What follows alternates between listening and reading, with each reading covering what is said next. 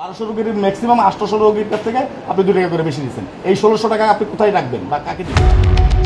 শিল্পাঞ্চল সাভার অগণিত মানুষের কর্মসংস্থান আর জীবন সংগ্রামের কেন্দ্রবিন্দু, কিন্তু দিন দিন অপরিকল্পিত নগরায়নে পিষ্ট হচ্ছে নিম্ন ও মধ্যবিত্ত মানুষের মৌলিক অধিকারগুলো। বিশেষ করে চিকিৎসা সেবায় দেখা যায় এর ভয়াবহ চিত্র। বেসরকারি হাসপাতালের চড়া খরচের সাধ্য যাদের নেই, তাদের ভরসা সাভার উপজেলা স্বাস্থ্য কমপ্লেক্স। অথচ এখানেই চলছে অসহায় রোগীদের পকেট কাটার রমরমা ব্যবসা। 50 শয্যার এই হাসপাতালে প্রতিদিন গড়ে 1.5 থেকে 2,000 রোগী সেবা নিতে আসেন, কিন্তু সরকার নির্ধারিত 3 টাকার টিকিটের জন্য নেওয়া হচ্ছে 5 থেকে 10 টাকা পর্যন্ত, অর্থাৎ প্রতি টিকিটে অতিরিক্ত নেওয়া হচ্ছে 2 থেকে 7 টাকা। 3 টাকা করে লেখা আছে পোস্টারে, কিন্তু উনি নিছে 5 টাকা করে। একজনের 5 টাকা করে নেয়, দুইজনের কাছে 10 টাকা নিছে। 5 টাকা দিয়ে সব সময় যায়, 5 টাকা দিয়ে। হ্যাঁ, 3টা টিকিট কাটছি, সে জায়গায় 10 টাকা নিব, সে জায়গায় 15 টাকা রাখছে। সরকারি রেট বলে 3 টাকা, ওনারা 5 টাকা করে নেয়। প্রতিদিন 1,500 রোগীর কাছ থেকে 2 টাকা করে বেশি নিলেও দিনে 3,000 এবং মাসে দাঁড়ায় 90,000 টাকা, যা বছরে গিয়ে দাঁড়ায় 10,80,000 টাকায়। বিষয়টি নিয়ে টিকিট কাউন্টারে থাকা কর্মচারীকে প্রশ্ন করা হলে তিনি পালানোর চেষ্টা করেন। তাহলে আপনি যে প্রত্যেকটা জনের কাছ থেকে যে 2 টাকা করে বেশি নিচ্ছেন, এই টাকাটা কই ব্যবহার করেন?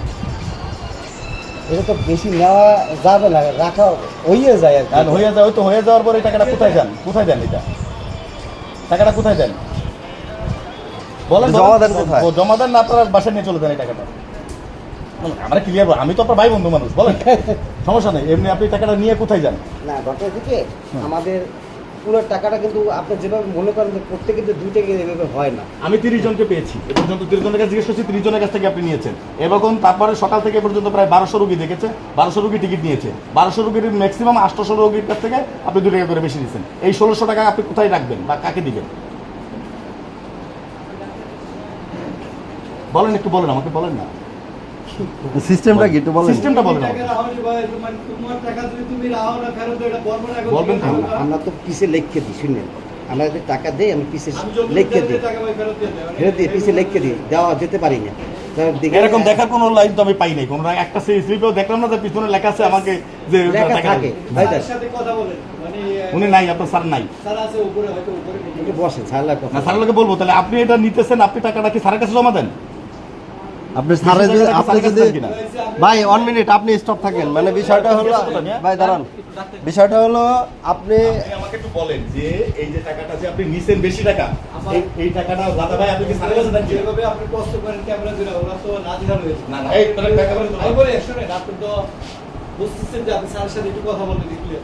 পরবর্তীতে উপজেলা স্বাস্থ্য ও পরিবার পরিকল্পনা কর্মকর্তার কাছে এই টাকার গন্তব্য জানতে চাওয়া হলে তিনি কোনো সদুত্তর দিতে পারেননি। ধরুন যে কেউ যদি 10 টাকা দিয়ে থাকে, আমরা 3 টাকার টিকিটে 7 টাকা ফেরত না দিতে পারি, আমরা 5 টাকা ফেরত দিতে পারলাম, আর 2 টাকা ফেরত দিতে পারলাম না, সেই 2 টাকা কাগজে আমরা লিখে থাকি এবং সাধারণত আমরা বলে থাকি যে ডাক্তার দেখানোর পরে সেই জন্যই এই 2 টাকা নিয়ে যায়।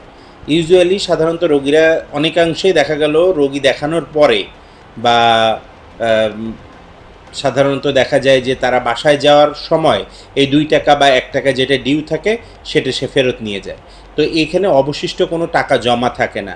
অনিয়মের পাশাপাশি রয়েছে চরম লোকবল সংকট। পুরো হাসপাতালে পরিচ্ছন্নতা কর্মী মাত্র 1 জন। এত বড় একটি হাসপাতাল, 1 জন মানুষের পক্ষে পরিচ্ছন্ন রাখা অসম্ভব। দৈনিক হাজিরা ভিত্তিক লোক দিয়ে জোড়াতালি দিয়ে চালানো হচ্ছে এর সার্বিক কার্যক্রম। শিল্পাঞ্চলের সাধারণ শ্রমজীবী ও নিম্নবিত্ত মানুষের স্বাস্থ্যসেবা নিশ্চিত করতে সাভার স্বাস্থ্য কমপ্লেক্সের এই অরাজকতা বন্ধে সংশ্লিষ্ট কর্তৃপক্ষের জরুরি হস্তক্ষেপ এখন সময়ের দাবি। সোহেল রানা জয়ের তথ্যচিত্রে মাহফুজা রেফিন, গ্রিন টিভি ডিজিটাল।